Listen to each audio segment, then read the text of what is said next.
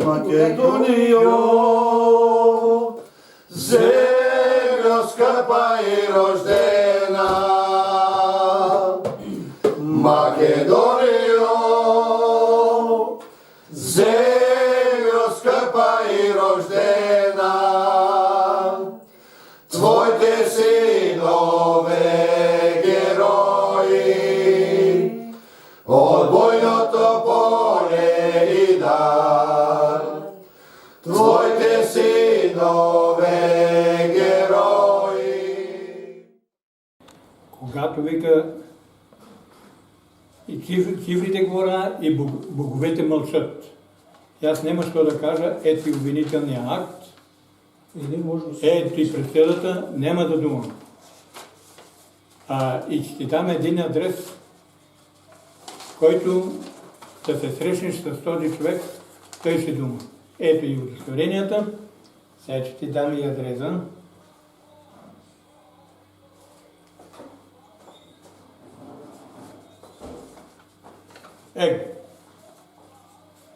Това е телефона. Той е от Скопие, професор, учен, съпроцесник. С него ще направиш най-хубаво, не с мене. Само ако искаш да ме снимаш, снимай. Но ето и обвинителния акт. Той е професор там, той може да говори. Съпроцесник. Заедно сме лежали, заедно сме съдени. Ето и удостоверенията за присъдите. От това повече какво да ви кажа? Защо ви осудия? Казах. Ясно е, тук пише обвинителен акт за Македония. Това е Македония. Тук може да си четете. Това е едно време от Битоля дойдоха такива журналисти през 90-те години. Това не снима в един вестник и до там беше. Всичко замре. Така, ето. Това е младежа, който ще говори за мен. Ние сме македонци по рождение. Но до 56-та година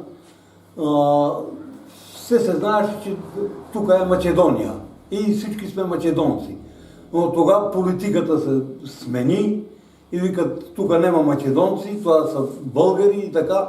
И тия, които ние се усещахме като македонци, бяхме подложени на гонене, на така. И той, с една група ученици, като младежи на 17-18 години, права една група, и се занимава с разнасяне на литература, да се чете история за Македония, да се доказва, че тук е македонски. И за тази работа него, заедно с неговия съпроцесник Георги Попатанасов, сега е в Скопие, живее, и открива и държавна сигурност и ги процес и ги осъждат. Него на 10 години затвор, он е на 5 години. С него се запознахме в затвора. Аз по-късно него, също като македонец, разнасяхме там, пишехме лозунги Македония на македонците, тук е македонци сме, македонци ще умраме и така натам, пееме македонски песни. Така. Обаче това на надлежните власти не се аресува и къде ела тук. И почва привикване там, до кога ще се занимаваш ти с тази работа, до кога. Така. И мене също в затвора ме пратия. И там се запознахме с него, изкарахме малко по-рано. Още от техникума се познахме. От техникума ние заедно сме учили с него, но в техната група я не съм участвал. Защото аз съм малко по-голям, по-възрастен от него, бегал вече я. Нали така? Как по-възрастен? На години. Кой набор си? Това не е сме наборе, бе. Не е толкова. Говори точно. Не, бе, ти беше след мене като ученик, бе. И така. Изкараваме си там. Затвора, какво да говорим за затвора? Затвора като затвор, лишен от права, лишен от това. И там бяхме събрани, имаше разни такива националисти, българи, отявлени, Ние бяхме доста солидна група македонци тук от нашия край, които се смятаме за македонци. И влизахме там в спор с тях, даже стигахме до саморазправа, до бой. Нали? И така. И след излизането от затвора сме белязани, че сме минали през това, нали, то си върви с нас това. Къде като идеш, искаш да идеш на работа, прочете там, че това, и вика, бегай, няма за тебе работа. И аз си спомням с мен един такъв случай, открива се нов завод там в Баня, я исках да ида там на работа и събрах всички документи и вика, трябва да донесеш и документ за чисто минало. Неосудован. Че не съм съден, нося я от съда документа, он е само като виде и вика, не, беги да те нема тук и така. И така, иначе за отбелезване е, че с обикновените хора, макар и българи, ние нямаме проблеми, нямаме нещо неразбирателство. Приемаме такива, каквито сме. Нали, дружиме си. Я и в казармата, нали, като съм бил, на всички документи, които имам от това време, пише македонец, нали, на военна книжка, включително и на паспорта, пише македонец. Националност. Да, натурално македонец. И това продължава обаче до 1962 година. От тогава, когато изключвах я граждански брак с жената, кога да се подпишеме, одиме там в това отделение гражданското и почва сега, там вече минава всички процедури и трябва да се попълнят документите. И пише народност македонец, жената македонка. Не, вика, тук не може, трябва да се пише българин. Викам, ако пишете българин, аз няма, викам, за такова да подпиша това. Ама не е разрешено, не е това. И вече с много зор там се разправи, се съгласия и на документа сега, който ми е венчалното фактически там от общината, пише македонец. Това го давах я на Стойко, той го е снимал и в книгата Табу го има там като документ. Какво да кажем? Винаги сте били така като отритнати от официалните власти, а не от обществото. Обществото и сега си не приема нормално. Нали, аз се дружа там, даже често се шегуваме на тая тема, сговаряме, имаме разбиране, имаме това. Но официалните власти, официалната политика не гира. Не приема и така. Вика, нема македонци в България. А ние доказваме, аз викам, ето, аз съм жив македонец, ако искаш пипни ме, викам да видиш, че има македонци.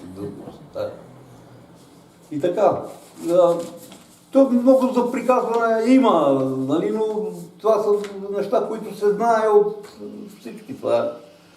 Тая политика, българското правителство демонстрира по всякакъв начин.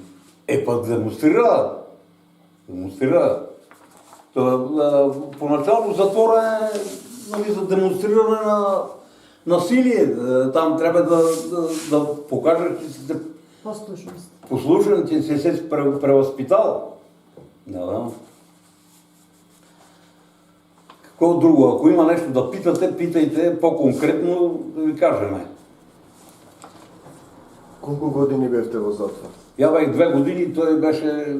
4 години и 4 месеца. Когато Антонио го впаднал в власт, Тодор Живков взима и двата поста, първи секретар и изкара помилване. И тогава, 62 година, за нова година бях в къщи. На кое место? Не си 64-та година те пусна тебе. 62-та година я излезох.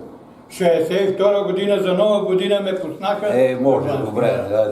Аз съм сърдал, ти че ми кажа. Приемам. Говори точно. Точно говоря. Да. Я мисля, че сега все едно да е. 64-та година по случай 9 септември дадо амнистия тогава и пусна всичките, я мисля, че си от тогава. 62 година Нека да знаят. 1962 година тогава Тодор Живков взема от Антонио в министерски пост и стана министър-председател и първи секретар на партията. И тогава той изкара указ. А в Старозагорския затвор и беше началник един майор Георгиев, македонец. Той е началник там. Всички македонци не познават. Той е македонец от македонския край, ама иначе неговото усещане не е било македонец. Не знам, не съм имал молбе с него. Защото до някъде до към 60-та година большинството от населението на Пиринския край се сметаше македонец. Всички документи за самоличност, за това си беха за македонец. След това почна смената, нали? И тия, които беха по-твърди македонци, нали? Които по-не се изплашия от такова, си остана македонци, защития правото си. Но другите, нали, по-лабилна, тия почна, нали, да се наредят и за службица някъде, за работа, нещо, за облаги, за това. И почна и така. И сега така много голема част от хората се усещат македонци, но за това пък, че съда не е обявил, че сме незаконни, че сме извън това. И хората се плашат и не искат да демонстрират своето македонско усещане. Да. Никогаш, аз за мене си казвам, че никога не съм се сметал друг, освен македонец. И никога, нито за момент, някъде в някакъв разговор да съм проявил нещо отстъпление, да съм рекал, може и така. Нали? Твърдо съм бил винаги македонец. В разговори, в спорове, включително даже и пред надлежните органи, пред властта съм казвал, аз съм македонец, друг не мога да бъда. Баща ми, майка ми, там, дедо, баба, всички са македонци. Я не мога да съм друг.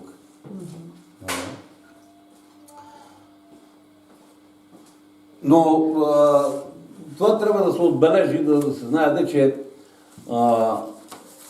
понекога властта проявяваше малко по-снисходително, се отнасяше, сметаше такива за безобидни, нали, за... Безвредно. Безвредни. Например, първите години след излизането от затвора бех белязан, нали, така. Но след това мина там, след 66-67 година, почнах нали, си развитие, не ми е пречено вече, не ми е казано, че ти си такъв, ти си онакъв. Може би искаше да ме приобщи народната власт за такова, но не ми е пречено. Бил съм на работа, нали, живял съм спокойно, не съм такова.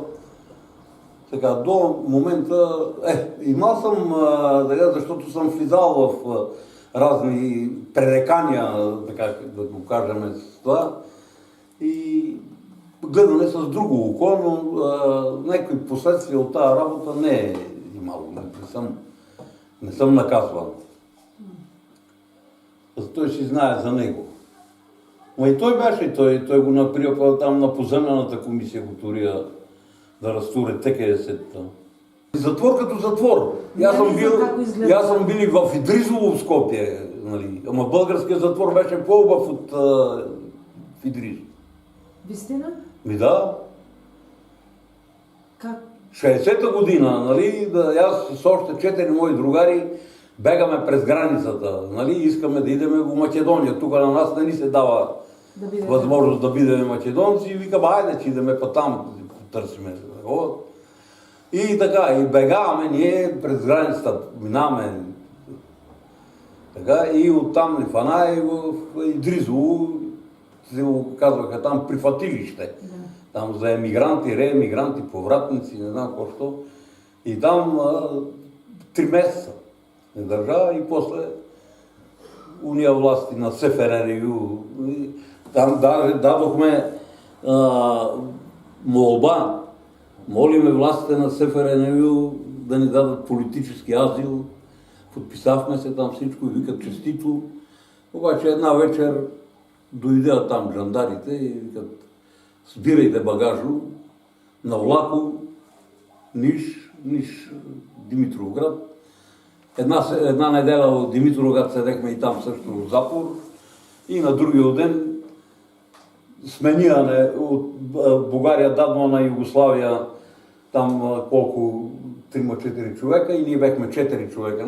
Нас дадоха па на България и така. Знаем, а по-късно, първите 4 месеци, които съм изкарал в Държавна сигурност, родителите не знаеха къде съм. Вече когато протече там изтрагата, така да го кажем, следствието, когато мина, и тогава баща ми бе извикали, дойде на свиждане при мене в София, в Държавна сигурност. Я бях на по-високо ниво от него в Благоевград, а мене в София.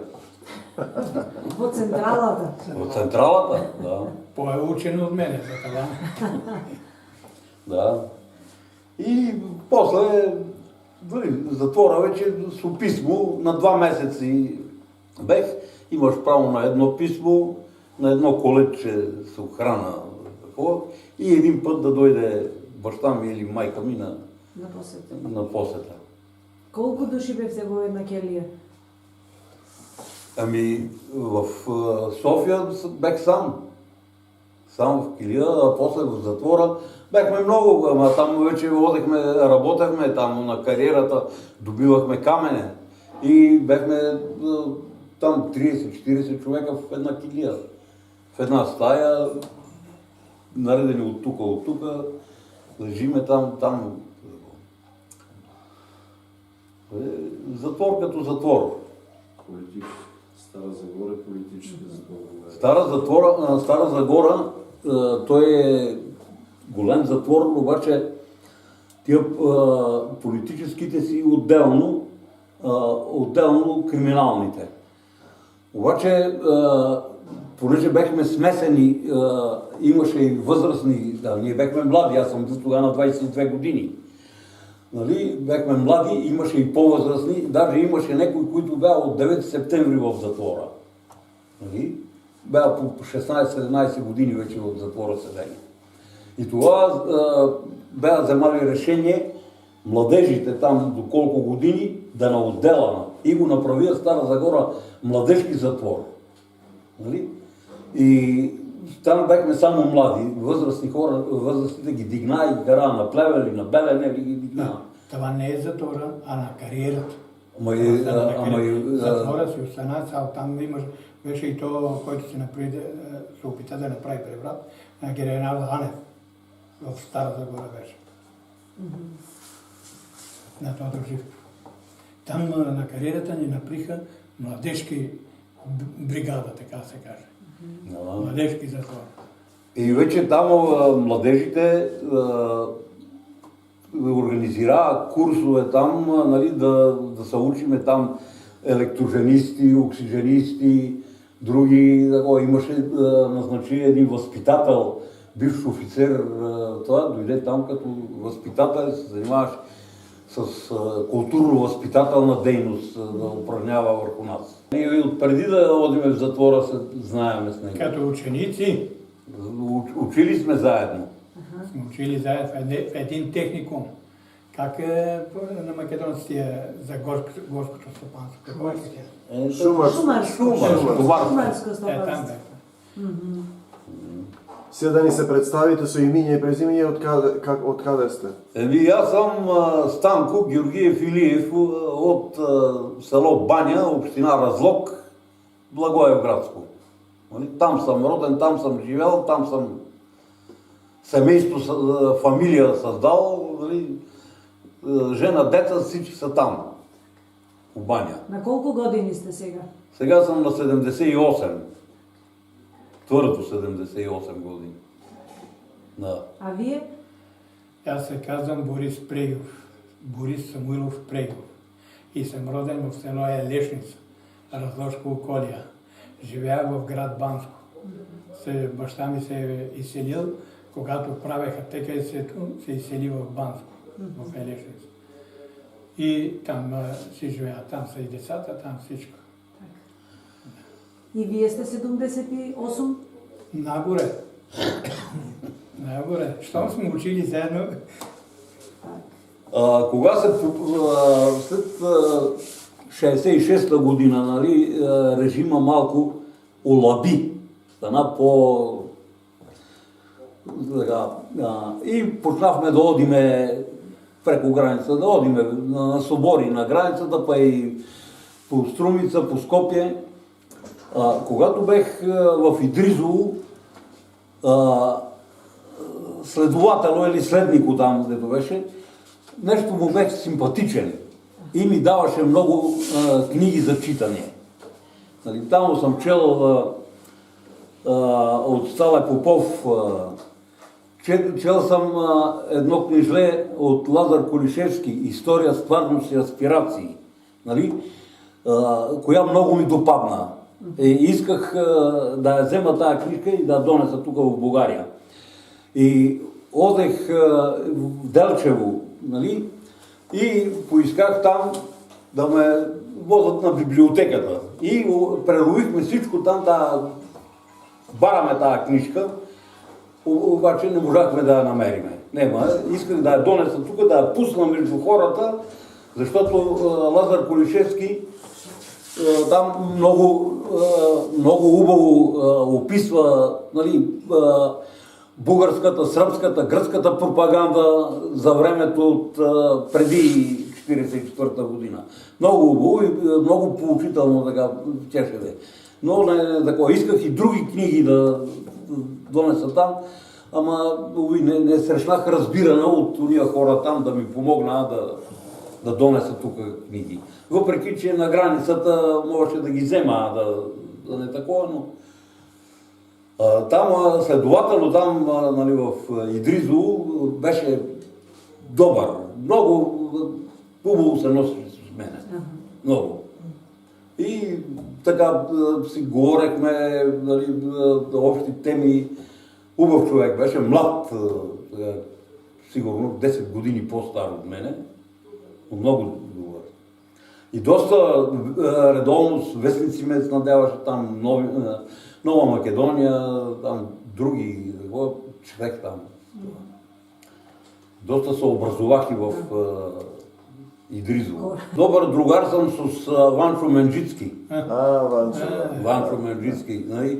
С него имаме там по Банско одено, нали? Аз имам одено в Делчево, в Звегор, той е от Звегор, да?